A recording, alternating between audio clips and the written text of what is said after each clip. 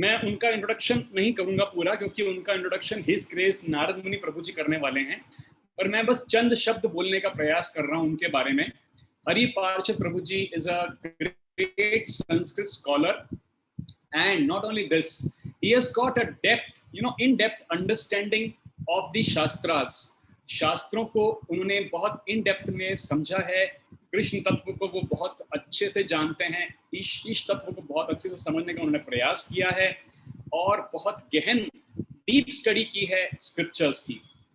तो हमें ऐसे अच्छे भक्त का आज एसोसिएशन प्राप्त हो रहा है, ये हमारा सबका सौभाग्य है, क्योंकि इस जन्म के अंदर हमको भक्तों का संग प्राप्त होता रहे। तो मैं हिज ग्रेस नारद मुनि प्रभु जी को यहाँ पर आमंत्रित करना चाहूंगा इस प्लेटफॉर्म पे, जो कि हिज ग्रेस मुरली प्रभु जी के सुपुत्र हैं। Narad Muni Prabhu ji, I would like to invite you to please introduce Hari Parshad Prabhu ji, his grace Narad Muni Prabhu ji. Over to you. Hare Krishna. तो आप सभी भक्तों का स्वागत है। और क्योंकि 25 तारीख को हम नरसिम्हा चतुर्दशी पे ही कर रहे हैं ना सेशन, क्योंकि 25 तारीख को श्री नरसिम्हा चतुर्दशी है, तो आज श्रीमान हरि पार्षद प्रभु, उन्हें हमने आमंत्रित किया है इस सेशन के लिए। तो वैसे मैं श्रीमान हरि पार्षद प्रभु को जब मैं पुणे में रहा था 4 साल पहले, तो तब से मैं उन्हें जानता हूँ, और पुणे में वो कई बार आते थे और काफी सुंदर सेशंस दिया करते थे।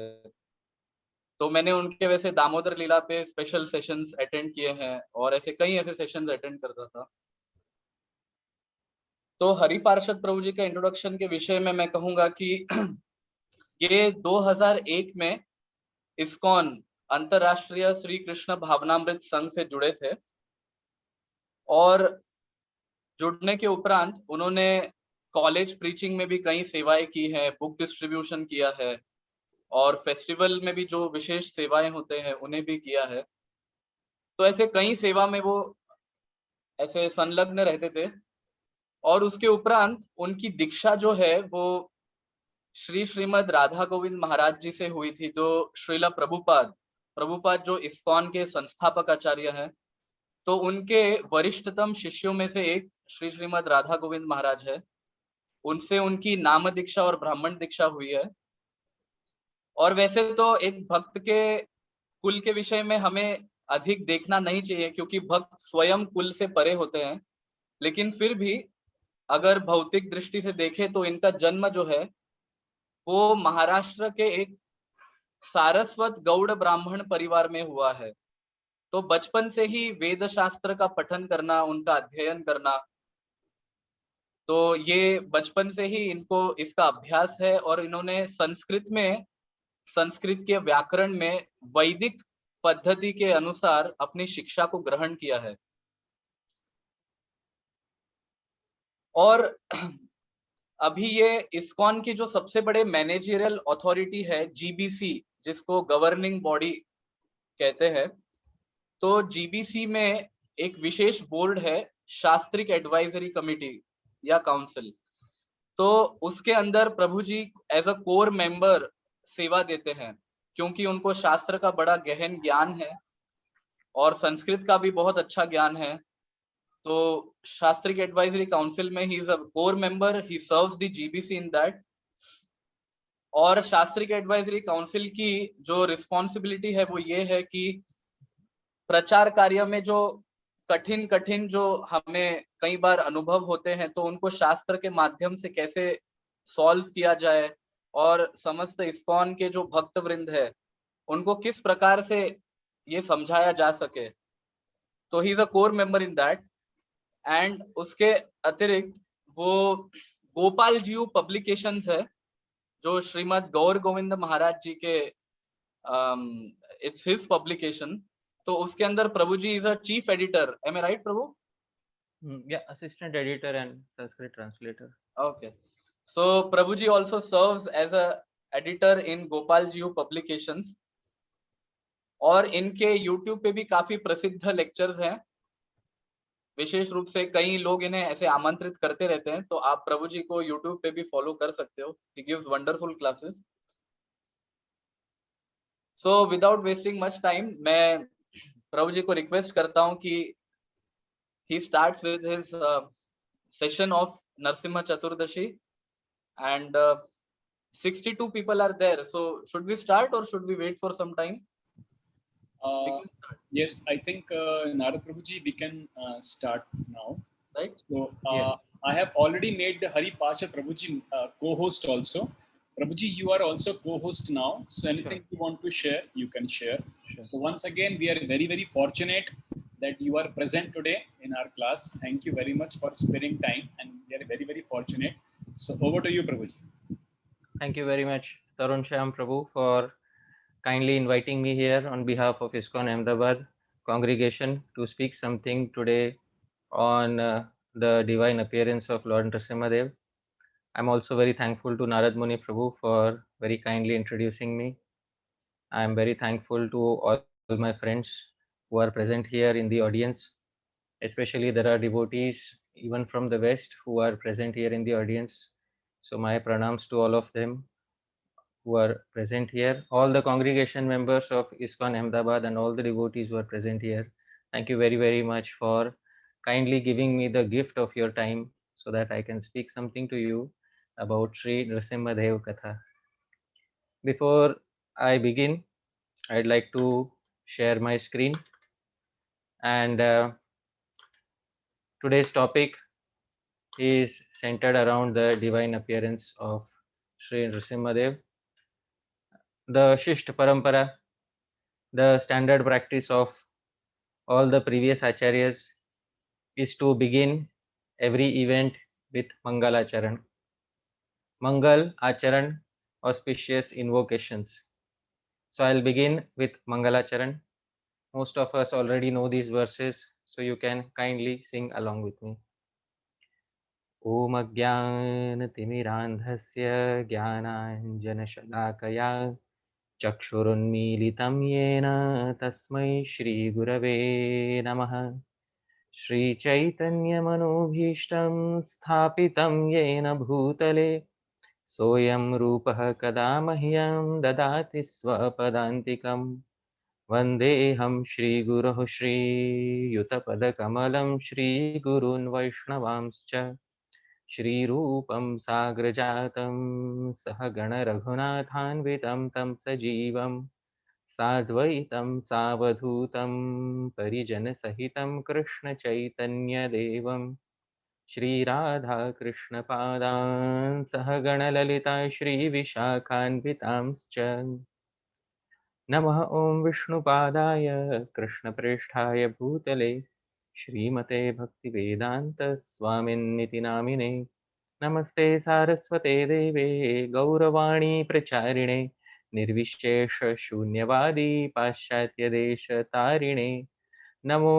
महावदान्याय कृष्णप्रेमप्रदायते कृष्णाय कृष्णचैतन्य नाम्ने गौरत्विषे नमः हे कृष्णकरुणा सिन्धो दीनबन्धो जगत्पते गोपेश गोपिकान्त राधाकान्त नमोऽस्तु ते तप्त कांचन गौरांगी राधे वृंदावनेश्वरी वृषभानुसुते देवी प्रणमामि हरिप्रिये वाञ्छाकल्पतरुभ्यश्च कृपा सिन्धुभ्य एव च पतितानां पावनेभ्यो वैष्णवेभ्यो नमो नमः। जय श्री कृष्ण चैतन्य प्रभु नित्यानंद श्री अद्वैत गदाधर श्रीवासादि गौरभक्तवृंद हरे कृष्ण कृष्ण कृष्ण हरे हरे हरे राम राम राम हरे हरे। श्रील प्रभुपाद की जय। अनंत कोटि वैष्णव वृंद की जय। निताय गौर प्रेमानंदे हरि हरि बोल। So once again, thank you very much, Tarun Shyam Prabhu, for kindly inviting me here today to speak something on the divine appearance of Sri Nrsimhadev. As we can see on the screen, this presentation is for the congregation of ISKCON Ahmedabad. I'm very thankful to all of you who have kindly assembled here. So we will begin today's presentation by quoting something from Srila Prabhupada. So Srila Prabhupada has something to say. Srila Prabhupada Uvacha, anyone who takes up Krishna consciousness and engages himself completely in the service of the Lord cleanses his mind of all envy. Manascha bhadram bhajata dadhokshaje. Therefore, we should pray to Lord Nrsimhadeva to sit in our hearts. We should pray, Bahe Nrisimha, Hridaye Nrisimha. Let Lord Nrsimhadev sit in the core of my heart, killing all my bad propensities. Let my mind become clean so that I may peacefully worship the Lord and bring peace to the entire world. So this is from Srila Prabhupada's purport to Srimad Bhagavatam, 5th canto, chapter 18, verse number 9. Nrisimha Chaturdashi will be coming soon. So Srila Prabhupada is specifying we should pray Bahir Nrisimha, Hridaye Nrisimha.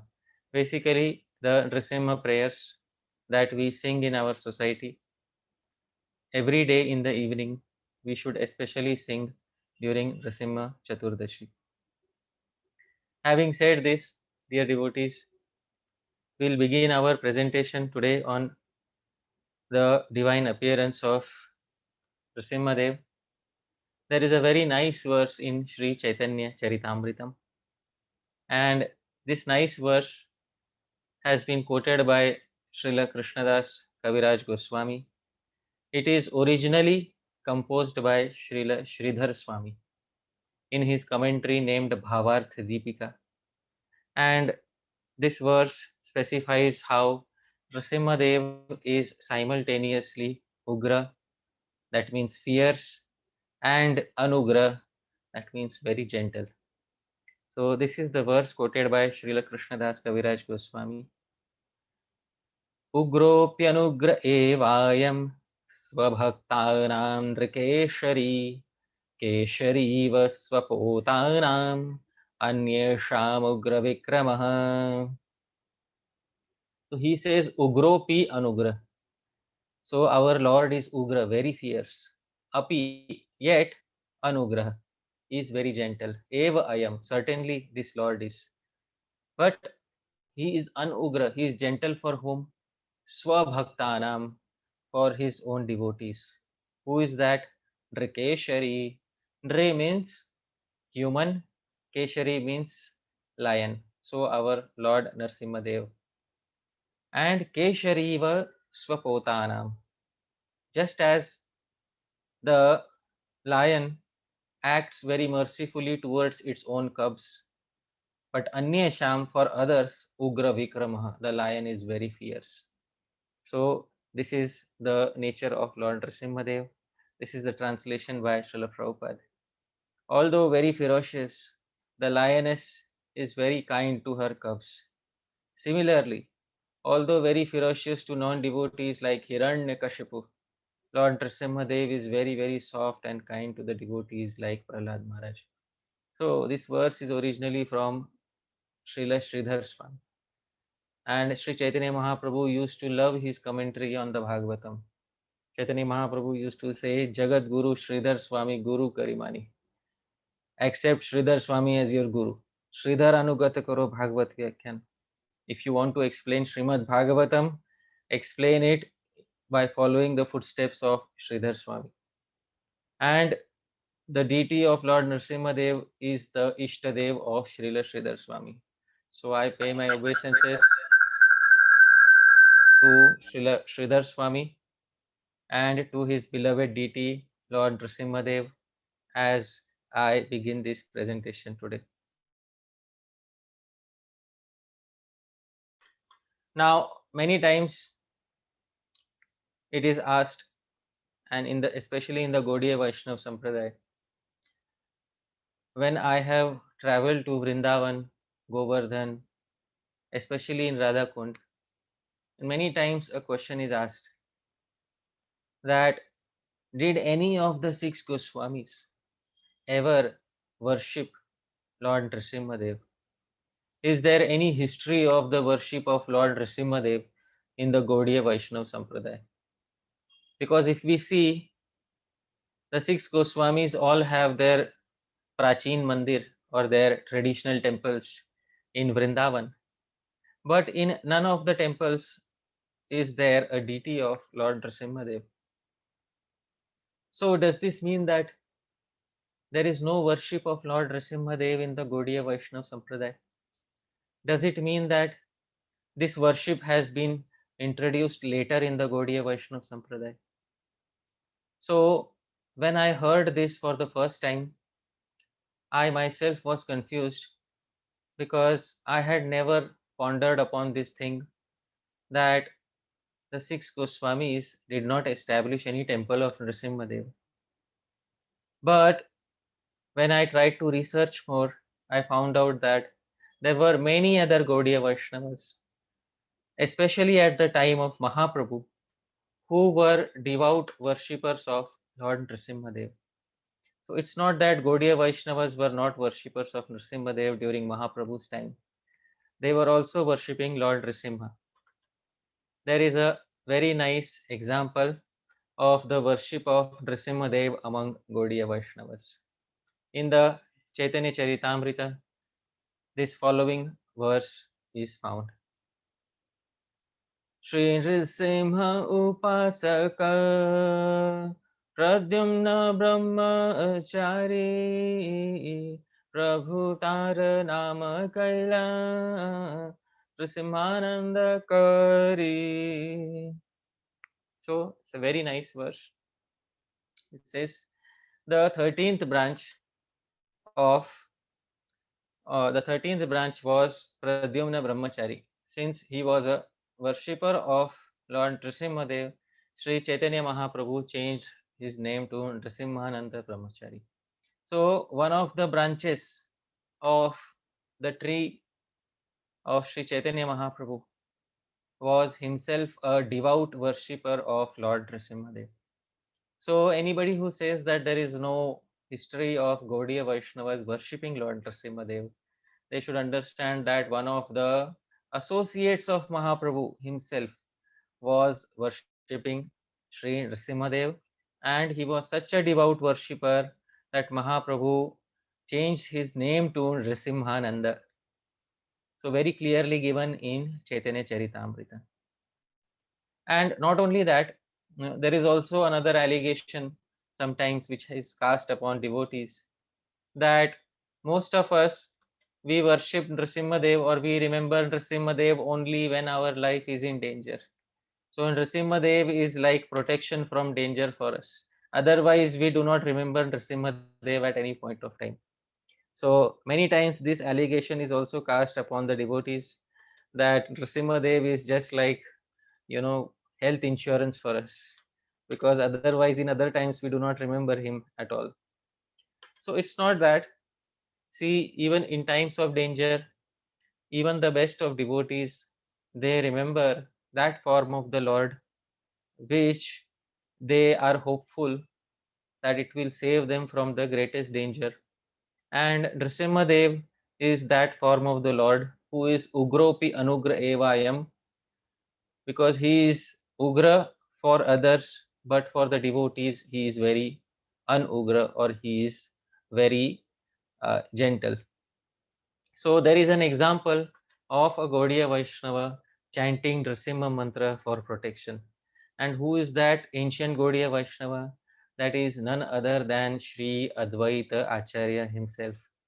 So one time, Sri Advaita Acharya's own son, whose name was Gopal. So one of the sons of Advaita Acharya, his name was Gopal. One point of time, it is described in the Chaitanya Charitamrita that Gopal fainted and he fell on the ground. So when that happened, Sri Krishnadas Kaviraj Goswami said the following: Dukhita hoila acharya putra kole laya raksha kare nrisimhera mantra padiya. So Srila Prabhupada says, Dukhita hoila Acharya. Advaita Acharya Prabhu became very unhappy. Putra kole laya. He, taking his son on his lap, Raksha kare Nrisimhera mantra padiya. He began to chant the Nrisimha mantra for the protection of his son Gopal. So this is Advaita Acharya himself chanting Sri Nrisimha mantra for protection. So there is immense history behind worship of Lord Nrisimhadev and chanting of Nrisimha mantras for protection in the Gaudiya Vaishnava Sampradaya. So these pramanas which I have given, everybody should know that these pramanas establish clearly without doubt that Nrisimhadev's worship is traditionally being performed in the Gaudiya Vaishnava Sampradaya in front of Sri Chaitanya Mahaprabhu himself, and Mahaprabhu never said anything. In fact, he allowed it, he encouraged it, and he also named devotees behind Nrsimhadev. He gave them the names of Lord Nrsimha. So very clearly it has been established. Now, somebody may say, that's all right, but is there any proof of the worship of Nrsimhadev in the original Vedas, in the Shruti? Because there are so many incidents given in Puranas, but is there any mention of Nrsimhadev in the Vedas? So yes, dear devotees, there is an entire Upanishad which is known as Nrisimha Tapaniya Upanishad, and this Upanishad also supposedly has a commentary by which is attributed to Sri Adi Shankaracharya. So there is a Nrisimha Tapani Upanishad and a commentary on it by none other than Sri Adi Shankaracharya. So there is a direct Upanishad. Upanishads are part of the Shruti itself. So Nrisimha Tapaniya Upanishad is one such example of Lord Nrisimhadev's presence in the Vedas. And in that Nrisimha Tapaniya Upanishad, we find that famous mantra Raj which we chant often. What is that mantra Raj? That is Ugram Veeram Mahavishnum Jwalantam Sarvatomukham Nrisimham Bhishanam Bhadram Mrityum Namamyaham. So this mantra Raj, this is known as Nrisimha mantra Raj. There is extensive commentary on the Nrisimha mantra Raj in the Nrisimha Tapaniya Upanishad. So this is one example. There is also a Gayatri of Nrsimhadev mentioned directly in a Vedic literature named Taittiriya Aranyaka.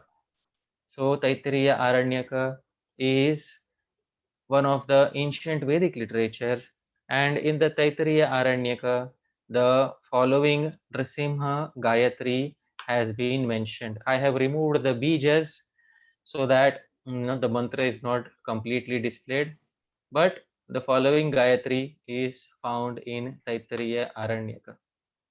So this Gayatri from the Taittiriya Aranyaka, 10th Prapathaka, first Anuvak says, Vajranakhaya vidmahe Tikshna damshtraya dhimahi Tanno Narasimha prachodayat. So there is no bija that I have added here. Usually bijas are present before a mantra is chanted. So I have kept it without bija because this is not a time when I am chanting the mantra. I am simply explaining the mantra. So Vajranakhaya vidmahe Tikshnadamshtraya dhimahi Tanno Narasimha prachodayat. So Vajranakhaya. Vajranakha means his nails are as strong as iron. Vidmahe, I know him. Tikshnadamshtraya. His teeth are very sharp. Dhimahi, I meditate upon him. Tanno Narasimha prachodayat. May that Nrsimhadev guide our intelligence.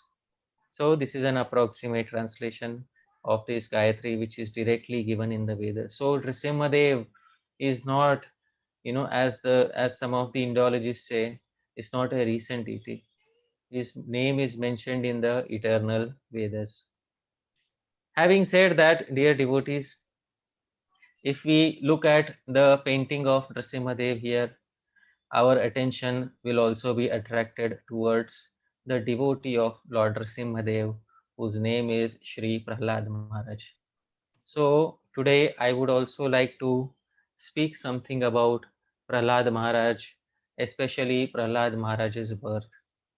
So there is a very nice pastime of Prahlad Maharaj's birth, which is mentioned in the Nrsimha Puran. So I would like to briefly speak about Prahlad Maharaj's birth, which is mentioned in the Nrsimha Puran.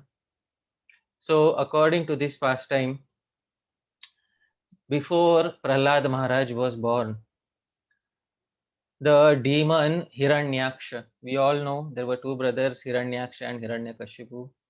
Hiranyaksha was already killed by Lord Varahadeva. And Hiranyakashipu was in immense grief due to this incident that his brother had been killed. So Hiranyakashipu, he had set out to the forest and he had performed immense austerities to get the boon of immortality from Brahma. But the boon of immortality that he got from Lord Brahma was conditional. You know, that Lord Brahma said you cannot be immortal from all points of view. So he placed many conditions, and in this way, the immortality of Hiranyakashipu was conditional immortality. After doing this, Hiranyakashipu terrorized all the planetary systems. All of them were terrorized, including the Devatas. And the Devatas, the gods in heaven, were so intimidated by his power, they had no choice but to comply with him. See, sometimes demons become so powerful that the saintly souls also are disturbed. So all the Devatas, they went to Brihaspati, their guru, to ask him, when will that time come when Hiranyakashipu's reign of terror will be over? So Brihaspati said to all of them that every merit that has been acquired by a person due to austerity, that merit is exhausted when they start ruling over others. So as soon as Indra starts ruling over others, Indra's merit is also gradually exhausted. So anybody who rules over others, their merit is exhausted. So Brihaspati said similarly, Hiranyakashipu's merit will also be exhausted in due course of time, because he is using all of his merit in dominating others and in controlling others. So Brihaspati told all of them, you please go to Shirasagar. So he advised all the Devatas that you please go to Shirasagar, the milk ocean, and you remain there. And you meditate on Lord Vishnu. So when the Devatas went there and glorified Lord Vishnu, the Lord appeared to them and told them that very soon, please don't worry, very soon, I will not appear, but a devotee child will first appear before me, and that devotee child will become the single cause of the complete destruction of Hiranyakashipu. So please don't worry. You may be thinking that it is impossible to kill Hiranyakashipu at this point of time, but within Hiranyakashipu's family, there will arise a small child who will become the cause of death of Hiranyakashipu. So meanwhile, Hiranyakashipu also was not satisfied with the conditional boons that he had obtained from Brahma. So you see, Hiranyakashipu, he wanted to make his immortality unconditional. So in order to ask more boons again, Hiranyakashipu wanted to go to Kailash in order to engage in tapasya or austerity. So as soon as he was about to go, there were many inauspicious omens. There were earthquakes, there were fires.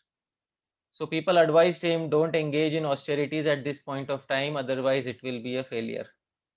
But Hiranyakashipu was so arrogant that he ignored all of that advice and went straight to Kailash Parvat in order to perform austerities.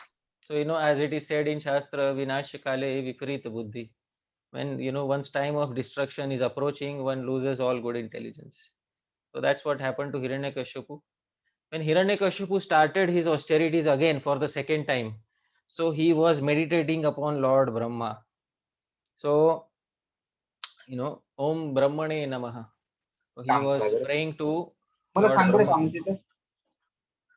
So he was praying to Lord Brahma, and as he was praying to Lord Brahma at that point of time, Lord Brahma himself became a little disturbed in his mind. Why did he become disturbed in his mind? Because he knew that Hiranyakashipu is again, he is performing austerities in order to please me.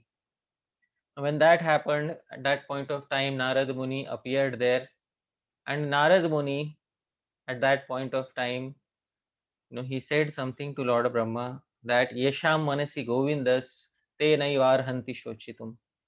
Dear Brahma, dear Lord Brahma, you are my father, and those who are devotees of Lord Govinda, those who have the Lord within their hearts, they have no reason to lament in any way.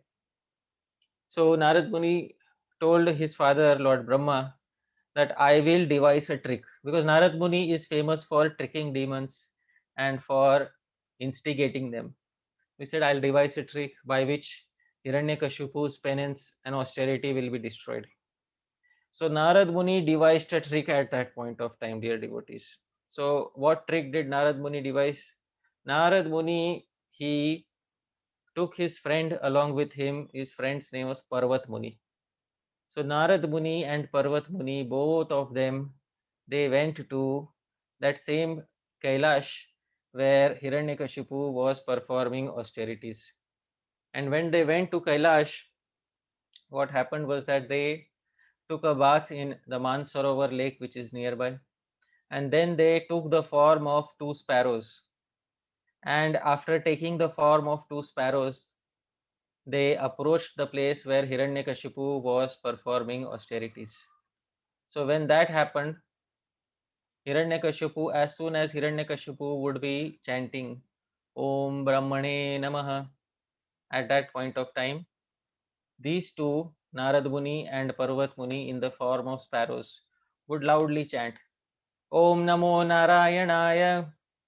So Hiranyakashipu would chant Om Brahmane Namaha.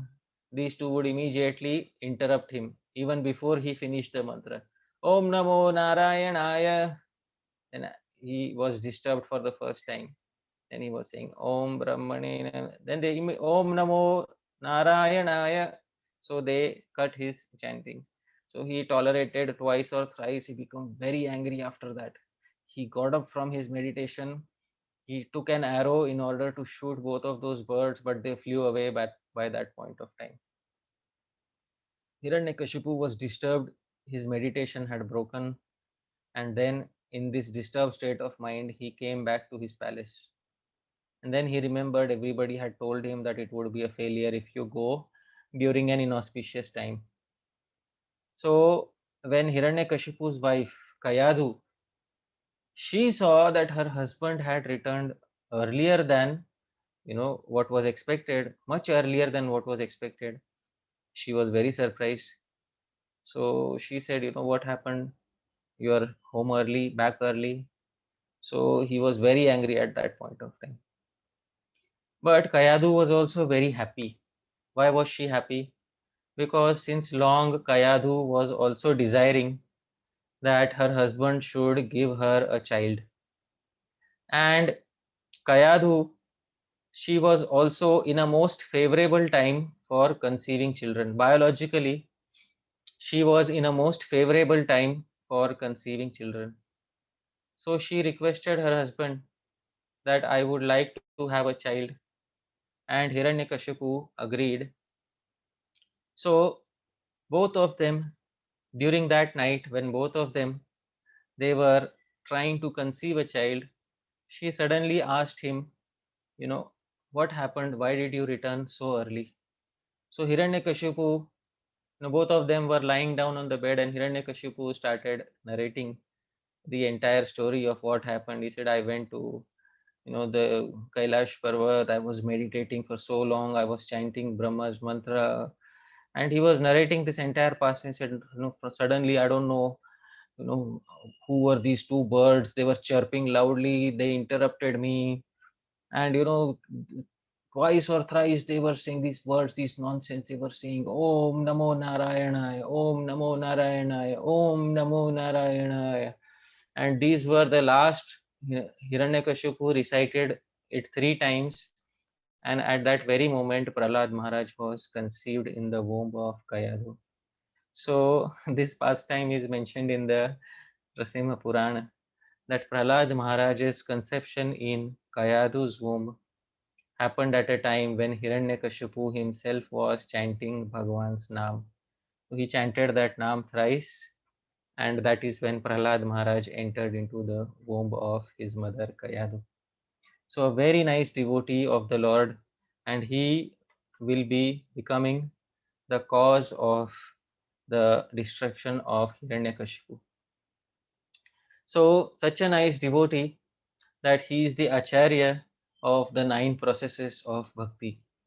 And it was Prahlad Maharaj who for the first time explained to the entire world what are 9 ways of worshipping Lord Vishnu. And this is the famous verse spoken by Prahlad Maharaj.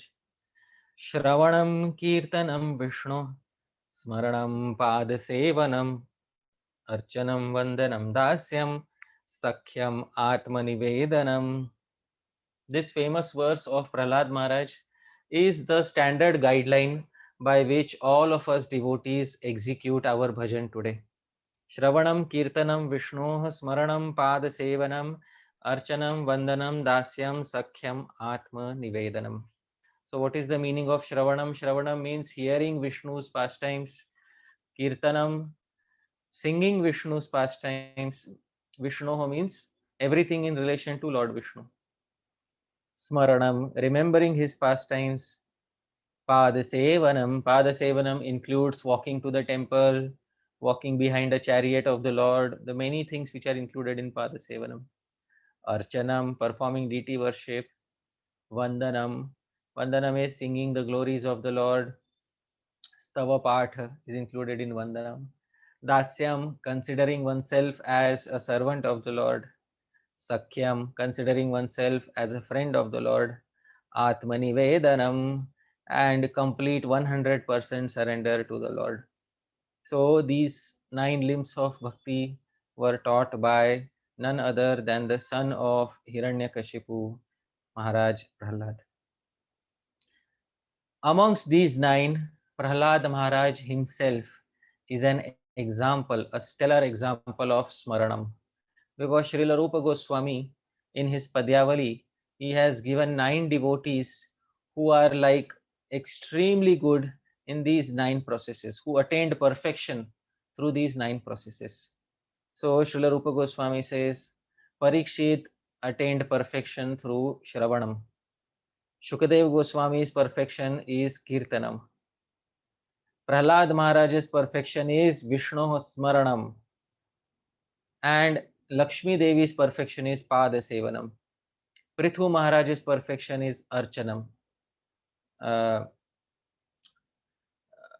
Sevanam, Archanam, Vandanam.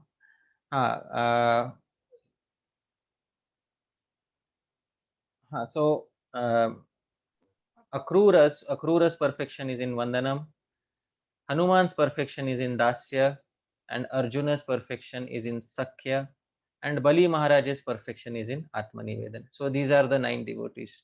So Parikshit Maharaj for Shravan, Shukadev Goswami for Kirtan, Prahlad Maharaj for Smaran, Lakshmi for Padasevanam, Prithu Maharaj for Archanam, Akrura for Vandanam, Hanuman for Dasyam, Arjuna for Sakhyam, and Bali Maharaj for Atmanivedan. So see, Prahlad Maharaj himself is an example of Smaranam, attaining perfection through Smaranam.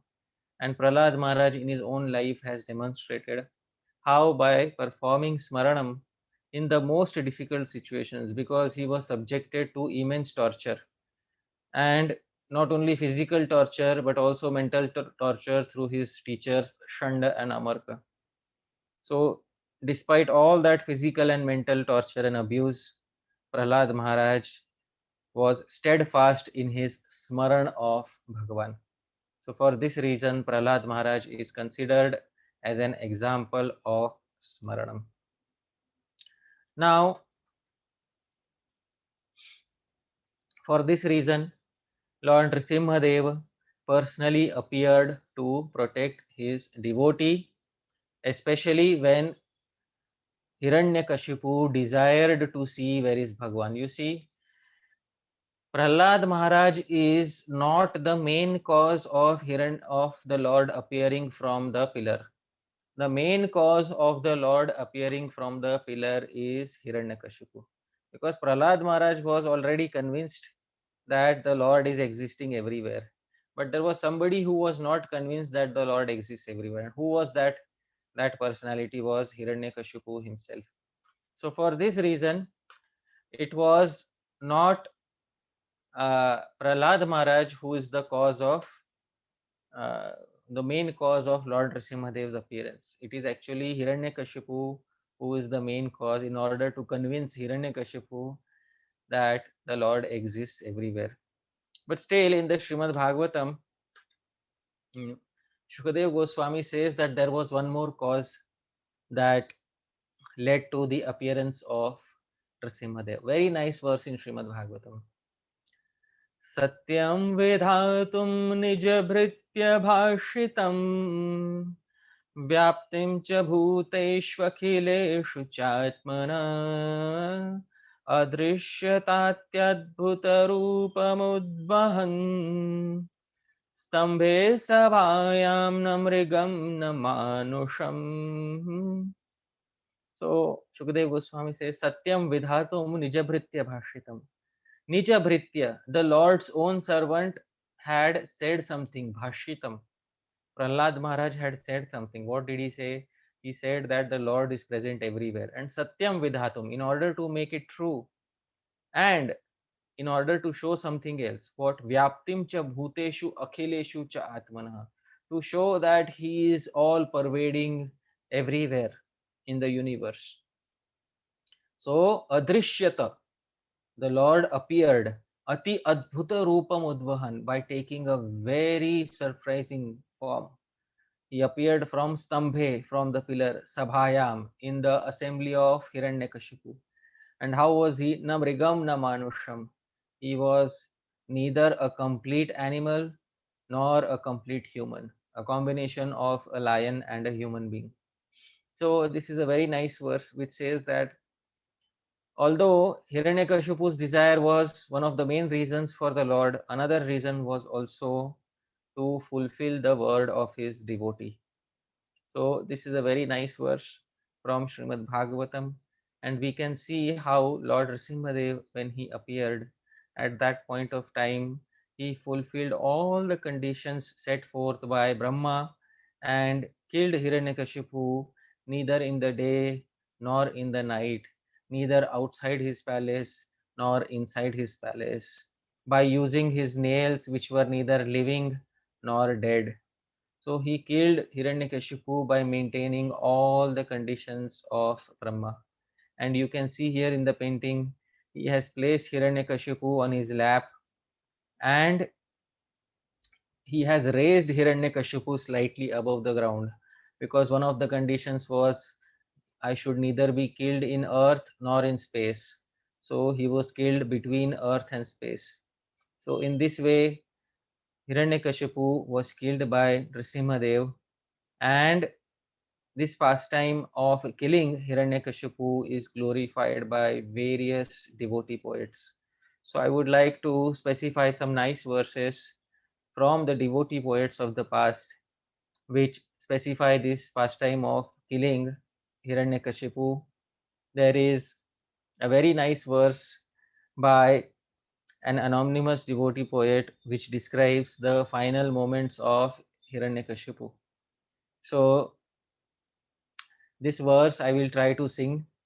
This verse is in the meter Sragdhara. Very nice verse which describes the final moment of Hiranyakashipu. Kim kim simhastatah kim narasadrishavapurdev chitrakrihito नैतादृक्वापि जीवोद्भुतमुपनयमे देव सम्प्राप्त एषः चापं चापं न चापेत्यहहहह कर्कशत्वं न खानाम् इत्थं दैत्येन्द्रवक्षः खरनखमुखरैर्जघ्निवान् यः स वोऽव्यात्. So very nice verse in the meter Sragdhara. This is the same meter that we sing Vandeham Shri Guru Shri Yutapada Kamalam, that same meter. So this verse is describing the scene when Hiranyakashipu and his Hiranyakashipu's servants are coming running to him, and they are telling, because he cannot believe that such a entity has suddenly appeared. So the servants of Hiranyakashipu, they are running to him and saying, the Hiranyakashipu asks, Kim Simhas Tatah Kim, who has appeared, who has appeared? So they say to him, Simha Tatah Kim, what more? Narasadrishavapur, he is also having a human-like form. Deva Chitra Grihito, O Lord Hiranyakashipu, his servants are saying to him, very surprising form he has accepted. Naita Drikwapi Jivodbhutam. So they are saying, we have never seen such an amazing person. So then Hiranyakashipu says, Upanayame, bring him to me. So the soldiers say, Deva Samprapta Esha, he himself is standing here in front of you. What will we bring him to you? He is himself in front of you right here. So Hiranyakashipu becomes very afraid and he says, Chapam Chapam na chabet. Chapa, bring, chapa means my bow. So chapam. And as soon as he wants to say the next chapa, he says cha. At that point of time itself, Nrsimhadev tears him apart. So these are the last words of Hiranyakashipu in the third line. Karkashatvam na khanam. Oh, how sharp these nails are. Itham daityendra bhakshaha. In this way, the chest of Hiranyakashipu, Khara Nakha Mukharair, Nrsimhadev used his sharp nails, Jagnivan, and killed him. Yahasa Vyat, may that Nrsimhadev protect all of you, dear devotees. So very nice verse. This is the translation. Hiranyakashipu says, Kim, what is it? So the servant says, Simha, it's a lion. Tatah came, so Hiranyakashipu says, so what? The servant says, oh Lord, he has a human body. I have never seen such a strange creature. So Hiranyakashipu says, bring him here if that is the case. The servant says, oh Lord, he is himself coming here. So at that point of time, देखो देखा ना हिरण्यकशिपु अपने सेवकों से बोला ये क्या है, तो सर्वन बोलता है कि ओ लॉर्ड, माने उसको बोलते हैं भगवान ये तो सिंह है, तो हिरण्यकशिपु बोलता है क्या, तो बोलता है he has a human body, तो बोलता है कि Hare Krishna. Hare. So he has a human body. I've never seen such a strange creature. Hiranyakashipu says, bring him here if that is the case. The servant says, oh Lord, he is himself, already coming here. So Hiranyakashipu says, bring my chopper, bring my chopper, his nails. So may that Nrsimhadev, who does store the chest of Hiranyakashipu with his sharp nails, protect all of you. This is a very nice verse from Subhashit Ratna Bhandagaram. So this literature, Subhashit Ratna Bhandagaram, has many verses glorifying all the incarnations of the Lord. So very nice verse from this particular literature. Another verse which is glorifying the reddish nails of Nrsimhadev. So this verse is also from the same literature. Shatroh prananilah pancha vayam dashajayotrakah iti kopadi vatamrah pantuvo nriharer nakhah. So another devotee poet says, the nails of Nrsimhadev are thinking. What are Nrsimhadev's nails thinking? When Nrsimhadev is tearing him apart, the nails of Nrsimhadev are thinking, Shatroho prana nilah pancha. Our enemy is Hiranyakashipu, and his life heirs are only 5 in number, because every living entity in the material world, they have 5 life heirs: Pran, Apan, Udan, Vayan, Saman. So his life heirs are only 5 in number. Vayam, Dasha, but we are 10 in number. Jayotrakah, so who will win naturally? Obviously, we are going to win. Iti kopadivatamraha, therefore, becoming more angry, these nails become red in color. Pantuvo nriharernakaha, may these 10 nails of Nrsimhadev protect all of you. Although they did not protect Hiranyakashipu, but may they protect all of you, dear devotees. So in the painting also you can see the nails are growing reddish in color. So that is because they are thinking Hiranyakashipu is no match for us. His life heirs are only 5 in number, but we are 10 in number. We are definitely going to defeat him. So this is the translation. May the fingernails of Narahari Nrsimha, who are assuming a reddish color and are thinking the enemy has only 5 life heirs while we are 10 in number. So how can the enemy win against us? May they protect you all. So very nice verse about Lord Nrsimhadev's nails. Nice meditation upon Nrsimhadev's nails in this verse. There is another nice meditation, and this meditation is having many alliterations. And this meditation describes the arm of Nrsimhadev like a saw. If you have seen a carpenter's saw, that saw has, it is used to cut wood. So the saw has many nails on it, sharp nails on it. So Lord Nrsimhadev's arm is described like a saw, which has sharp nails on it. So it's a very nice verse with alliterations. This verse is in the meter Prithvi. Chata चटिति चर्मणि चमिति चोच्छल चोणिते धगत् धगिति मेदसि स्फुटरवोऽस्ति निष्ठागिति पुरातु भवतो हरेरमर वैरिवक्षस्थल वणत्करज पंजर क्रकचकाश जन्मानल. So very nice verse. When Lord Nrsimhadev's arm, which is like a saw, is chopping off the tree of Hiranyakashipu. So what is happening? He's saying, Chata Chatiti Charmani. May the fire born out of the friction of the teeth of Lord Hari's saw-like arm against the chest of the demon purify you. On the demon's skin, this fire made the noise Chata Chata. And Chamiti Chochala Chonite. On the his flowing blood created the noise chama chama. The fire burning his fat made a loud noise dhaga dhaga, while the fire burning his bones created a loud cracking noise kada kada. In this way, all these fires, which made different noises by coming in contact with the different elements of Hiranyakashipu's body, may all of them, protect all of you and purify all of you. So a very nice verse having many alliterations. Then there is another verse which says that Lord Nrsimhadev's nails are so fierce, yet his nails, when they see him, these nails also bend in fear of Nrsimhadev. So very nice verse. This verse is in the meter Vasanta Tilakam. Dishyat sukham naraharir bhuvanaika viro yasyaha vediti sutoddalanodyatas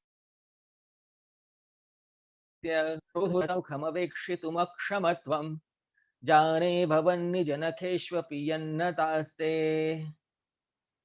So Dishyat sukham, may these nails of Nrsimhadev bestow happiness upon all of you. Naraharir bhuvanaika viro, because he is the only Veera, the only true warrior in this universe, Nrsimhadev. Yasyaha vediti sutoddalanodyatasya. On his lap, he has placed Diti Suta, the son of Diti. Hiranyakashipu, and these nails are, they are trying to tear apart the body of Hiranyakashipu. Krodhodhatam mukham avekshitum. But when these nails saw the angry face of Nrsimhadev, they could not look at it anymore. Akshamatvam, and Jane abhavan nijanakheshva piyannataste, and his own nails bowed down in fear, cowed away in fear by seeing the angry face of Nrsimhadev. So that is the reason why Nrsimhadev's nails are curved, they are not straight, because his own nails are fearing his angry face. A very nice verse. This is the translation. Even his own fingernails are not able to look at the angry face of Nrsimhadev, made angrier by the slaughter of Diti's son in battle. That is the reason why these nails are bent down as if cowing away in fear. May that sole hero of the universe named Narahari bestow happiness on you. A very nice verse. Another meditation on the nails of Nrsimhadev. Finally, there is another verse which describes how Hiranyakashipu was, trying to hide in Nrsimhadev's nails. So a devotee poet, he composes a verse which describes a very funny situation. And this verse is as follows. This verse is again in the meter Prithvi.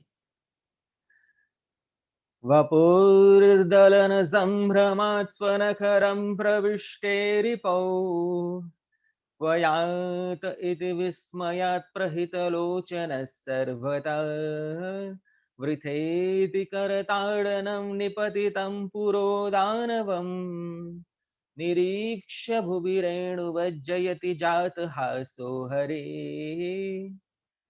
So Vapur Dalana Sambhramat, Hiranyakashipu was very afraid that now, this Nrsimhadev, he will tear apart my body. Swanakharam pravishte. So what did Hiranyakashipu do? He entered into the nails of, he assumed a very small form, he entered into the nails of Lord Nrsimhadev. And Nrsimhadev is thinking, Kwayat iti vismaya, where did he go? Nrsimhadev is trying to find every Kwayat iti vismayat. He's very amazed. Where did this demon go? Prahita lochana sarvata. With opened eyes, he's looking everywhere. Then he could not find him. Pritheti, alas, I lost him. And when Nrsimhadev said, oh, I lost him, Nrsimhadev, oh, I lost him. He, karatadanam. So he performed karatadana, or he loudly clapped in, out of frustration. And as soon as he clapped, this Hiranyakashipu fell out of his nails. Nipatitam puro danavam. Nirikshya bhuvi renumati, he fell down just like a particle of dirt. Jayati jata haso hari. And then Lord Nrsimhadev started laughing. So all glories to that Lord Nrsimhadev who's always victorious. So this is the translation. Fearing the destruction of his body, Hiranyakashipu entered into Nrsimha's nails. Nrsimha, being astounded at this disappearing act, thought, where is he? Where is he? And looked everywhere. Not finding him, Nrsimha said, oh, it was all in vain, and banged his palm on the wall. Thus the demon fell down like a speck of dust on the ground. Seeing him like this, the Lord laughed loudly. All glories to that Lord Nrsimha. So very nice verse, dear devotee. So there's so many verses in Subhashit Ratna Bhandagaram like this about Lord Nrsimhadev. Today we don't have time for so many verses, but I tried to share a few verses glorifying Lord Nrsimha. So finally, I would like to conclude with this one verse, which describes this particular situation where Nrsimhadev is holding the body of Hiranyakashipu, but he doesn't want to throw it anywhere. He wants to keep holding it forever. He doesn't want to let it go. And a poet describes what is the reason that Nrsimhadev doesn't want to let the body of Hiranyakashipu go anywhere. A very nice verse. Puryanto jalrashayo vasumati majjatyadholupyate Patalam shatadhagatam nipatati brahmanda khandam diva Nikshipta तेन सुरद्विषोऽस्य वपुषा मत्वेदि मन्ये वहन् उत्संगेन हतं हिरण्यकशिपुं सिंहो हरिः पातु वः. So पूर्यन्तो जलराशयो Vasumati majjati adho lupyate. So if I throw, Narasimhadev is thinking, if I throw his body in the oceans, puryanto jalarashaya, the oceans will overflow. Vasumati majjati, and the entire earth will drown because of the oceans overflowing. Adho lupyate patalam, and if I throw him down, lupyate patalam, then what will happen? The patala planets will become completely destroyed. Shatadhagatam nipatiti brahmanda khandam diva. And if I throw him up, then the upper planetary systems will all fall down. Nikshiptena suradvishosya vapusha matva. If I throw him anywhere, it will cause trouble. Manye, so I, the poet, I think, Vahan utsangena hatam hiranyakashipum. Therefore, what happened is Lord Nrsimhadev kept holding him, the body of Hiranyakashipu. Simho harihi, may that Narasimha patu vaha protect all of you. So a very nice verse, and this is the translation. If I throw away the body of this enemy of the demigods, then the oceans will overflow. The earth will drown in the causal ocean. And if I throw it below, the lower planets will be destroyed. If I throw him above, the universe will be shattered into pieces and the heavens will fall down. Thinking like this, he kept bearing the body of dead Hiranyakashipu on his lap. May that Hari, who appeared as a lion, protect all of you. So very nice verses for the glorification of Lord Nrsimhadev. So today I pray to Lord Nrsimhadev that I have tried to glorify his nails, and I pray to his nails especially, that may those nails, they destroy all the vices which are present within my own heart, so that I can render favorable devotional service anukulyena krishnanushilanam towards Bhagavan Shri Krishna. Thank you very much, dear devotees. Yadatra skhalitam kinchit vidvamsah purayantu tat yadatra saushthavam kinchit tad guroreva menahi. Yadatra skhalitam kinchit. It is possible that I may have made many mistakes while presenting this topic, but vidvamsah, you are all learned individuals. Purayantu tat. Please correct those mistakes. Yadatra saushthavam kinchit. But if there is anything nice, any word, any sentence, even a single syllable that you liked, please remember, Tad Guru Reva Menahi. It belongs to my Gurujanas. It doesn't belong to me. So thank you very much, dear devotees. Once again, I would like to thank Tarun Shyam Prabhu, Narad Muni Prabhu, all the organizers of this program from ISKCON Ahmedabad, all the devotees who are present here in the audience, all my friends, near and dear ones who are present here. Thank you very much. Jagat Guru Srila Prabhupada ki jai. Hare Krishna.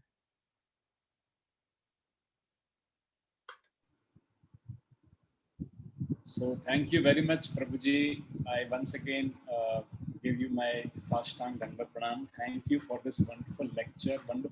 Wonderful. In fact, for the first time, I have heard such glorification upon Nrsimhadev. Because all these verses which you have recited, I was not at all aware of them. For the first time, I have heard this, and for the first time, I have learned this. You have given us such information which is mentioned in various scriptures, because you have been reading these scriptures and you have shared those valuable gems and information and glorification of Lord Nrsimhadev.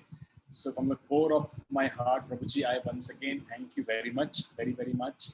And now I would request all the devotees, मैं आप सभी भक्तों से एक request करूंगा, if anybody has any question, आपको अगर कोई प्रश्न है तो आप पूछ सकते हैं. यहाँ पे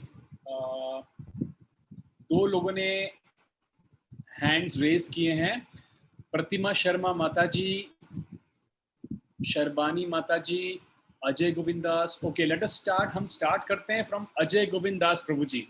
yes, Ajay Govind Das Prabhu ji, you can unmute yourself और आप अपना क्वेश्चन पूछ सकते हैं. Hare Krishna, Prabhuji. This is Ujjwal Rasanam Das. हाँ हरि Thank बोल उज्जवल Thank you Roshan so much, Prabhuji. Thank you so much for this wonderful class, Prabhu. Mhm. Prabhu, I had a question. So, where exactly did Narsimha Leela happen? Like, was it on, because Hiranyakashipu was controlling all three worlds. So where did Narsimha Dev actually, where did this Leela happen, on which universe or which planet? So where did this particular Leela happen? As I said, Nrsimha Puran describes that he went to Kailash in order to perform his penances. And when he failed in his penance at Kailash, he came back to his palace. So most like, because there is no direct place mentioned, but the only indication given there is in the Nrsimha Puran, which says that he was performing his austerities at Kailash. So it is very likely that he was in Bhumandala, which means he was in the earthly planetary system when this entire pastime happened.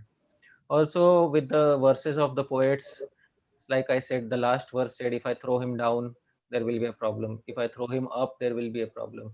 So these verses from the poets also suggest that the pastime has happened on the earthly planetary system. I hope that is satisfactory. Yes, Prabhu. Thank you so much, Prabhu. Thank you. So Ahobilam, that, where Nrsimha Dev washes, and that is still talking about the earth, right? Yes. So Ahobilam is a place where they say that is known as Aitihya Praman. Aitihya Praman means it is the devotees say that it happened here, so we accept it. That is what is known as Aitihya Praman. So using Aitihya Praman, we accept that it happened at Ahobilam. So that is the answer to your query. Thank you, Prabhu. Thank you so much, Prabhu. Now, next question, प्रतिमा शर्मा माता जी, आप अपने आप को unmute कर सकते हैं. हरे कृष्णा प्रभु जी. हरे कृष्ण. हाँ जी, आपका लेक्चर प्रभु जी बहुत अच्छा लगा हमें. अच्छा, मेरा क्वेश्चन प्रभु जी ये नरसिंह देव पर नहीं है, मेरा प्रश्न थोड़ा अलग है. मेरा ये है कि मीन्स हम कृष्णा की इमेज अगर as a teacher, as a mother हम अगर समझाना चाहते हैं तो कहीं कहीं हमें बहुत डिफिकल्टीज आती है, क्योंकि श्री राम जी का चरित्र है वो एज इट इज हम उतार सकते हैं बच्चों के दिमाग में कि अच्छा हाँ उनका बहुत नॉर्मल चलता है, लेकिन कृष्णा का मीन्स हम जब भी समझाते हैं तो बॉलीवुड ने इतना खराब कर दी है इमेज कि बच्चों को यही लगता है, कि बच्चों को इवन बड़ों को भी यही लगता है. इवन मैं अपनी बात करूं तो मैं लास्ट ईयर सोनल मैम के साथ लास्ट ईयर से जुड़ी हूँ कृष्णा कॉन्शियसनेस में. तब मुझे राधा रानी, श्रीमती राधा रानी की इम्पोर्टेंस पता चली कि अच्छा इतनी मीन्स वो शक्ति मीन्स सारी शक्ति मीन्स ब्रह्मांड की उन्हीं में है. पर जब भी हम देखते हैं कि मैं समझाना भी हम चाहते हैं तो लोग सुनना नहीं चाहेंगे, कहेंगे अच्छा हाँ कृष्ण भगवान, हाँ वो तो बॉलीवुड के सॉन्ग्स मीन्स आफ्टर मीन्स अगर राधा रानी की बात करें तो ओके आफ्टर मैरिज उनके अफेयर्स थे कृष्णा के साथ. तो ये सब कुछ मीन्स बहुत समझाना टफ हो जाता है हमारे लिए कि कैसे हम समझाएं अगर मैं समझाना चाहती हूँ तो इनकी image. So for those who have not, I'll explain the question in English also. That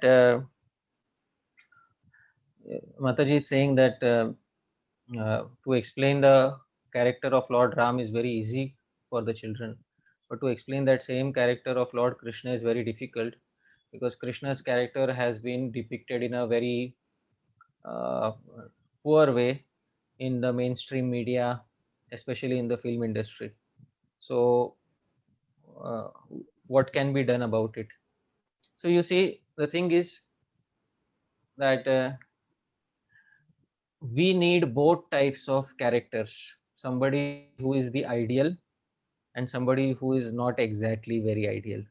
Why do we need both of them? Because somebody who is ideal will be appreciated by people who are idealists, and somebody who's not ideal will be appreciated by people who do not like ideals or so-called moral ideals in life. So both types of personalities are needed in Bhagavan. So this devotee poet, there is a devotee poet, his name is Sri Harish Suri. He gives a very beautiful verse about this. I'll sing that verse and then I will explain the meaning of this verse. He says, Yata shasya na यद् भवति तत् स्यात् कामी लोकप्रिय यद्वस्त्वस्य न सौख्यशाली भवति प्रेष्ठं च तद् योगिनः सत्येवं यदिहावतारचरिते प्रीतिर्द्वयोरुत्कटा हेतुस्तत्र तथा चरित्रसरणिर्नारायणीति स्फुटम्. He says yatashasya na yat priyam bhavati. There is something which the yogis don't like. What do the yogis don't like? The yogis don't like hearing about girlfriends and boyfriends, Bollywood, etc. He says tat syat kami loka priya. But the kami is those who are sense enjoyers. They like that very much. Yadvastvasya na saukhya shaili bhavati. There is something which the kamis don't like. The sense enjoyers don't like. What is that? That is listening to Bhagavad Katha, listening to, glories of the Lord. Preshtham chatad yogina, but the yogis like that very much. And he says, Satyevam yadihavatar charite. In this specific appearance as Krishna, Pritir Dvayo Rutkata, both of them will find equal attraction. Because yogis will also be attracted to his character, and lusty people will also be attracted to his character. And the only personality who can bring these two opposite sides of the society together and make them listen to his own katha is none other than Krishna himself.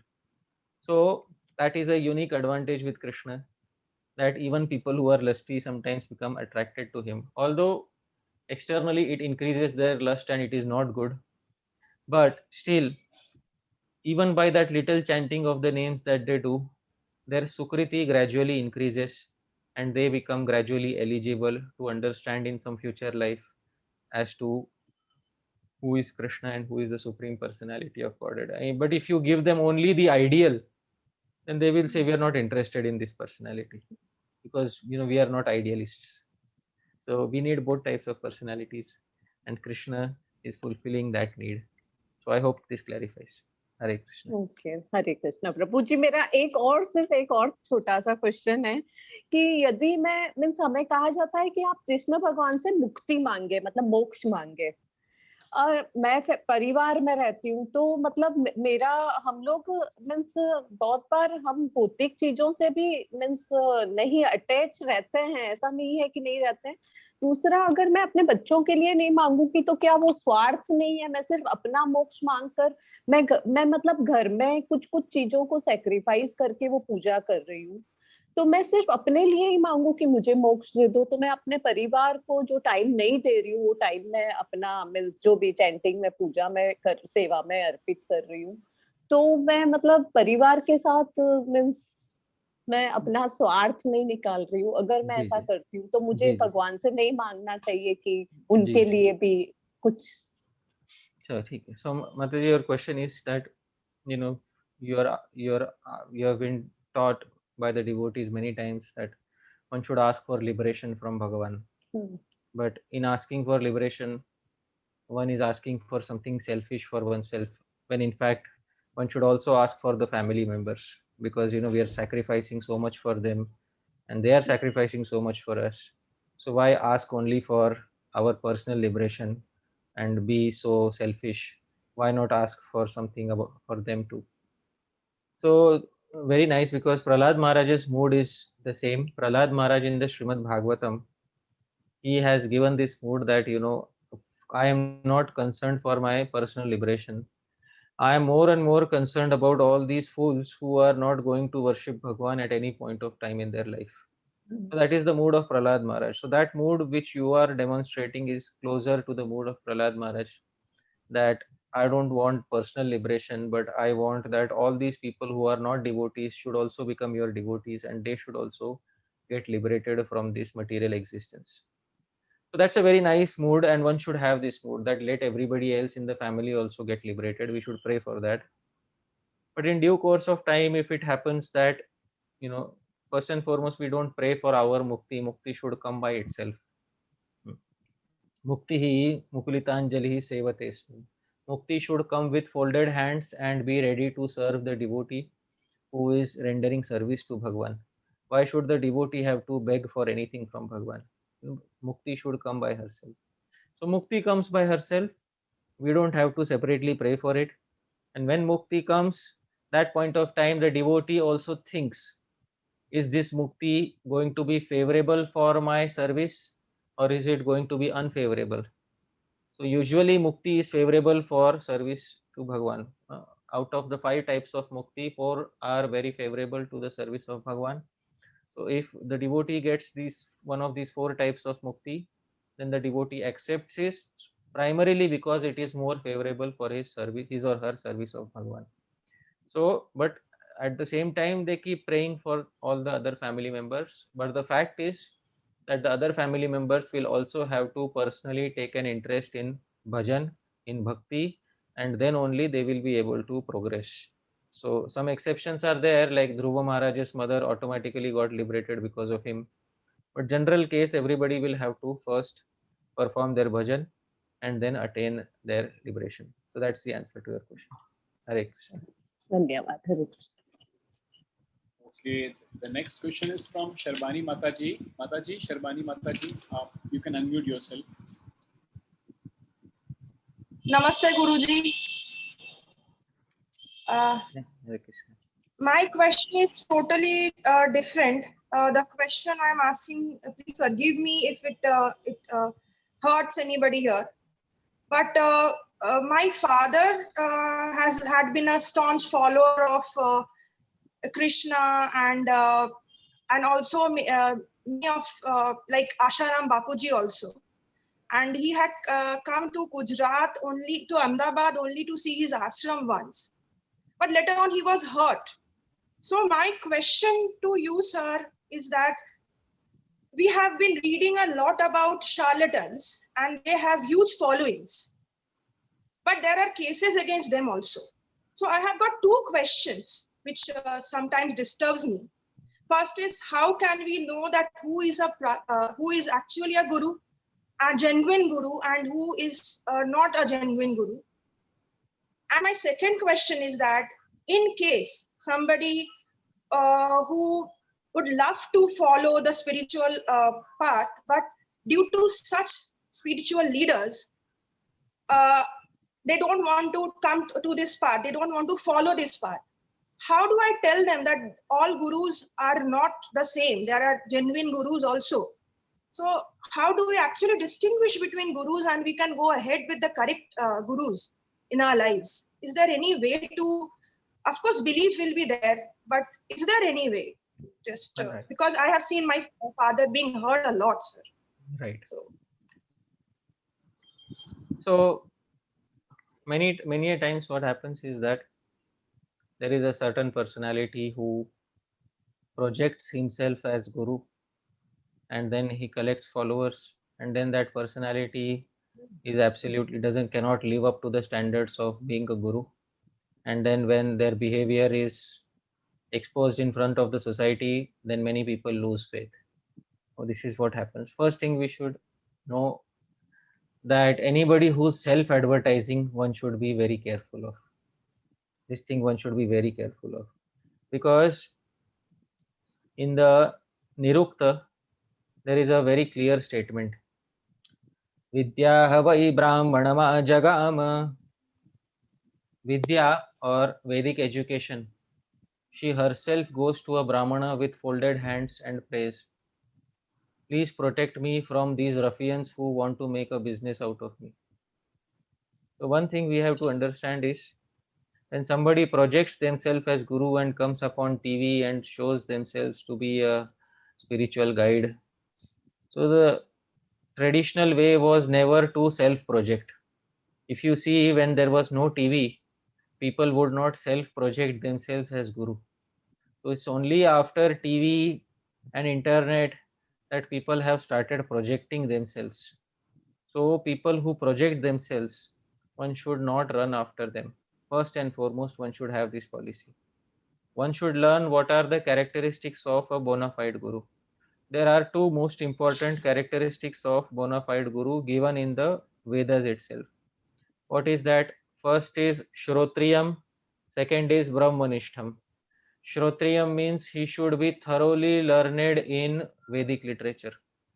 Not just, he should be able to quote directly from the Vedic literature and answer all the questions. Not a charismatic person who can give lectures on psychology and training the mind. The person should be learned in Vedic literature, Shrotriyam and Brahmanishtham. That person should have very clear understanding of what is the absolute truth. He should be fixed in the absolute truth. Without checking these things, people just fall for a person who is charismatic. And because they fall for a person who externally looks charismatic, therefore people get cheated, because this external charisma, it does not have any weight in the long run. In the long run, what matters is the ability to solve all the doubts of the disciple, to guide the disciple on the proper path shown by Vedic literature, even though the guru may not be such a charismatic person. But people fall for these charismatic people who are not Shrotriyam, not Brahmanishtham. Actually, in earlier ages, people used to leave their homes and search for years and years for a guru. Why would it take years for them? Because Shrotriyam Brahmanishtham. Today, the gurus are coming into your home directly on TV. So does it mean that the process has become easier just because gurus are so readily available? The answer is no. The process is still difficult because sincere people are difficult to find as a guru and as a disciple also. So this is what we have to take care of. So I hope that in some way this answers the query. Thank you very much. Yes, Guruji. Thank you so much. Thank Hare. you. Prabhuji, we do. Hare Krishna. Hare Krishna. Prabhuji, do you have time? Because we do have 2-3 more questions right now. Sure, So, I have time, no problem. okay, thank you, Prabhuji. So next question comes from Madan Gopal Das Prabhuji. Yes, Madan Gopal Das Prabhuji. Hare Krishna, Prabhuji, Dandavat Pranam. Please Pranam. accept my humble obeisances. Prabhuji, wonderful lecture as usual every time. And just want you to know that when devotees, as you rightly said, that when devotees are in difficulties, they approach Narsimdev and we say so many prayers, etc. So now I would like to know that when there are other modes of prayers also, like for example, Narsimha Kavach is there, or maybe Gajendra Moksha is also there. These both are recited when a devotee is in difficulty. So is the purpose same or the result same of both of them, or is there something that for this particular situation only Narsimha Kavach or Gajendra Moksha should be recited? If any difference between both, you can just tell me. And a small follow-up question to this is that when you have mentioned about the Narsimha Gayatri mantra, which I understand the Gayatri mantra has to be recited by Brahman initiated people only. So this mantra, since you have removed the bij, what you said right now in the presentation, so can anyone recite that mantra or it's not recommended? Okay. First, the answer to the second question is no mantra should be chanted without diksha. Okay. So that is, without diksha, one should not chant any mantra. So, and first question is, in what situation which mantra or which stotra should be applied?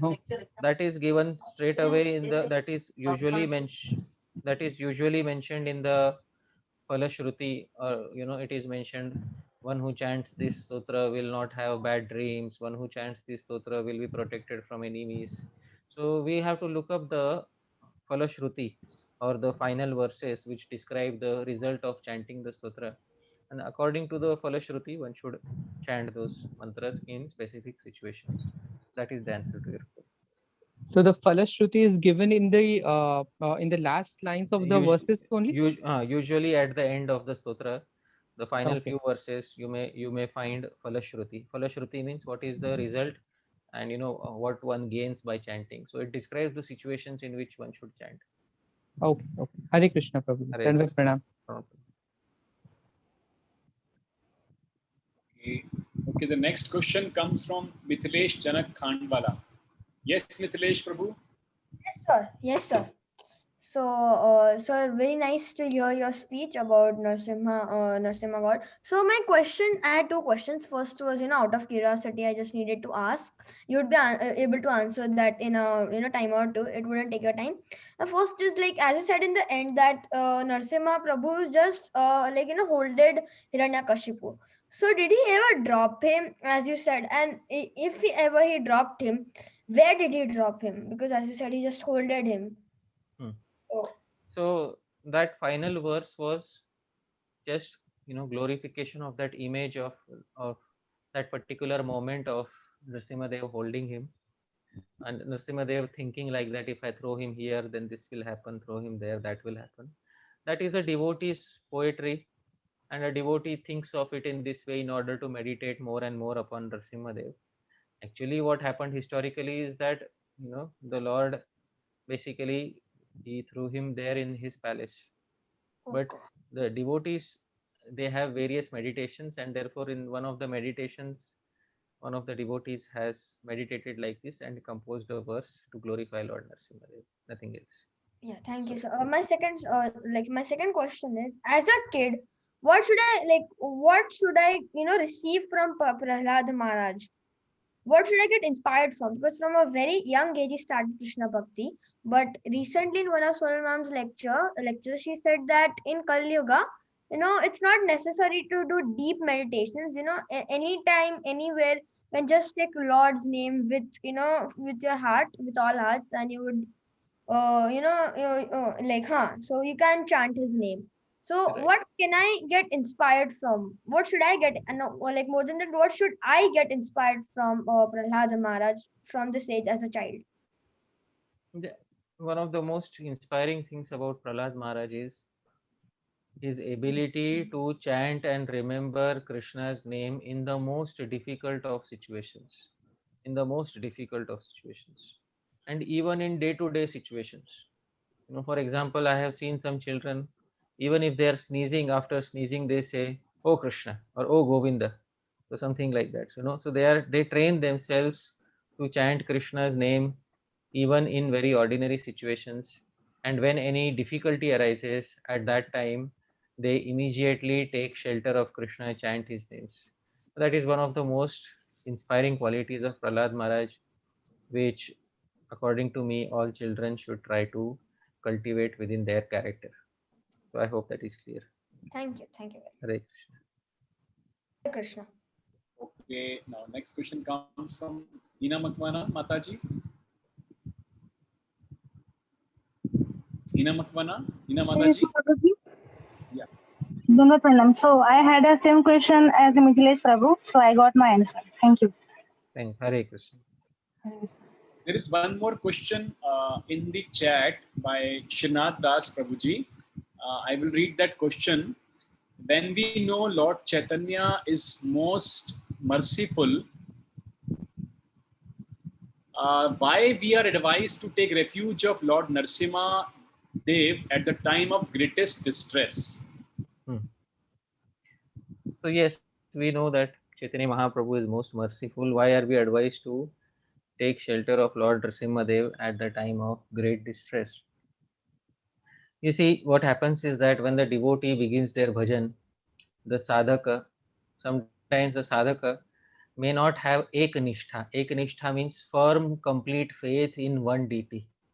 So, it's easier for the sadhaka to put faith in various deities for various purposes.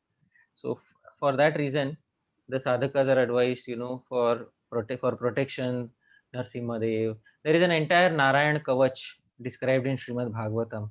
It says, "May Lord Dhanvantari protect me here, may Lord Nrsimhadev protect me there, may this Lord protect me in this direction, that Lord protect me in that direction." So because before the devotee becomes ekanishta, fixed upon one deity, there are many other deities who help the devotee on his path of sadhana. But slowly and gradually, when the devotee matures, the devotee understands that actually I should be dependent only on one, Ishtadev, and then takes complete shelter of that Ishtadev. So that should happen naturally, not artificially. It should happen with mature realization. Until the time it has not happened, devotees recommend you should take shelter of Narsimha. That is the answer to the query. Prabhu, can I have a follow-up question? Yes, I'm very happy to hear your voice, Prabhuji. Hare Krishna. So the first part of this question was like, it was interesting to see like Advaita Acharya is, taking refuge of Lord Narsingdev for the wellness of his kid. Right. And he is a primary, Parshad in Chaitanya Leela. So how we understand, is he trying to glorify like Narsimdev for the future generations to come with different degree of faith and or eknishta, but we cannot question the Right. nishta of our acharyas. Right. So the thing is, he's not asking it for himself, he's asking it for his son. For himself, he doesn't ask anything. For himself, he's fully dependent on the Lord, on Bhagwan Krishna. So therefore, for himself, he is not asking, but for his son's protection, he is asking for from Narsimhadev. So Advaita Acharya for himself is not asking, he is asking for his son, and therefore we may see him praying to Lord Narsimhadev like this for his son's protection. And otherwise, there is no doubt that he is an Acharya and a role model in our Gaudiya Vaishnava Sampradaya. So there is no doubt on him being ekaniष्ठा towards Bhagwan Krishna. Still, in order to I understand that part too. But knowing he's a Siddha, he's not at a sadhaka stage. Right. Knowing Lord Narsimdev is non-different than Chaitanya Mahaprabhu. And he's right there. Right. So, that's more like, I was looking into this. Yeah, that is also because Advaita Acharya, although he is Sadashiv himself, so he himself can protect the sun. He doesn't need to pray to anyone to protect the sun. He's Sadashiv himself and Mahavishnu himself. So he himself can protect the sun.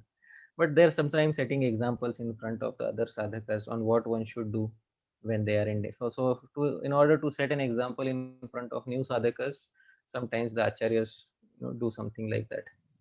So that is the answer to the query. Thank you. Thank you. Okay. Anybody, किसी और भक्त को कोई प्रश्न है? Anybody जो आज के लीला से संबंधित, जो प्रभु जी ने हमें आज लाभान्वित किया है, उससे संबंधित कोई और प्रश्न किसी को है कोई?